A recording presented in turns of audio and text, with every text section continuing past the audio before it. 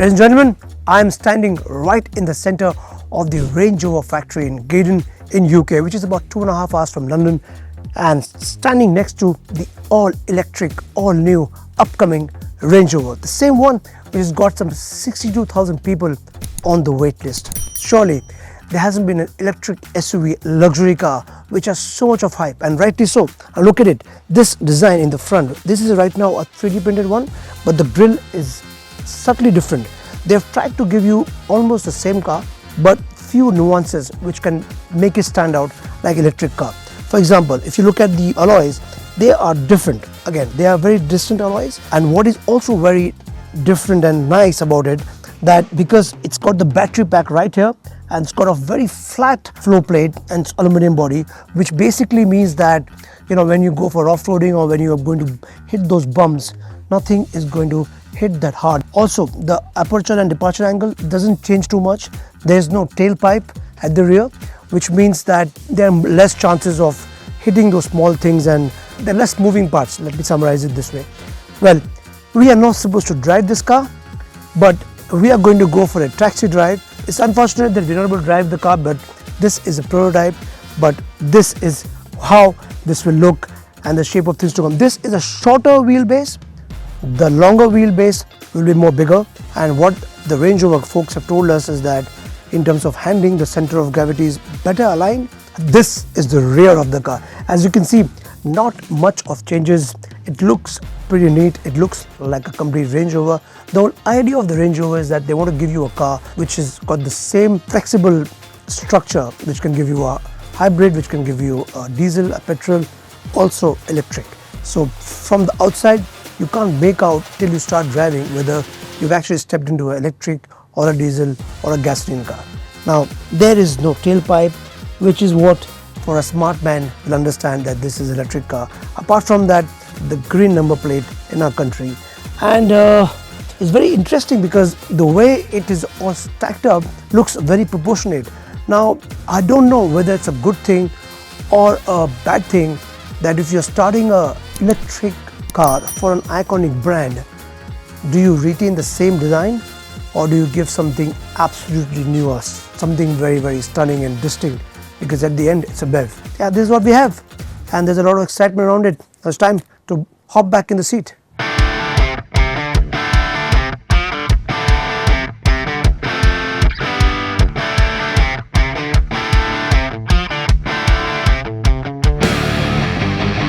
So this, ladies and gentlemen, is the Range Rover Electric.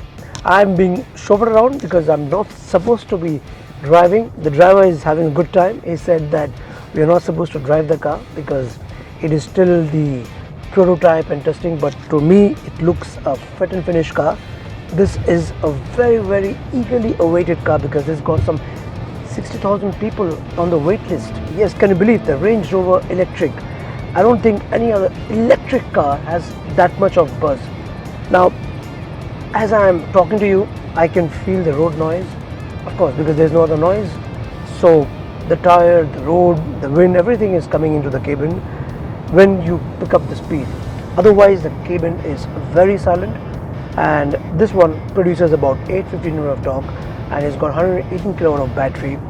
Also, it's got some 550 bhp. So in terms of power equations, equals to the V8 counterpart of its own family, and they say that this is better in driving and handling than the V8 for the simple reason that the battery is all underneath.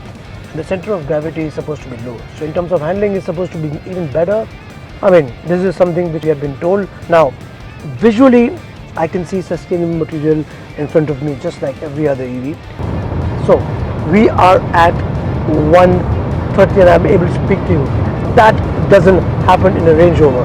Everything else apart from that is not much changed. The MMI, the interface, the screen in front of you, everything will look very familiar. Only thing which is distinct is the seats. These are sustainable material because end of the day, this is an EV. Till we drive, we are going to hold on to a verdict. You drop in the meantime. What do you think about this particular Range Rover? Do you think you're going to spend that kind of money for a Range Rover Electric, or you stick to your V8? Yes, I've changed my seat, still not the driver's seat.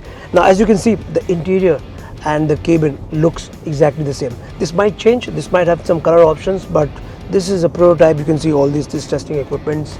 Now they have technology because this is an EV, so they have got some 5 channels of noise cancellation system inside it. They'll cheat some patented speakers to make noise as if you are driving a V8 or V10. All of that thing will be tested. We have limited time, and all I can say is that Range Rover has really spent a lot of time, and now you get one SUV, one body style, where in the same platform, which is a very flexible platform where you can get a hybrid, you can get a petrol, you can get a diesel, and now you can get an EV. So now it boils down to what you want and what price point it is available for, and this is actually going to be the future. Yes, I would have liked, just to summarize, that they make some changes, because at the end it's an EV. The moment they try to fit you and give you the same car, it's not a born EV platform. It's just somehow looks like that they have done a jugaad of a kind and given you, instead of the fuel tank, an EV plug-in point. That's not really appreciable, because when you talk about EV, it should be a born EV platform, but at the same time this design is something that we all like. So in case the world has to go green, this might be the way forward.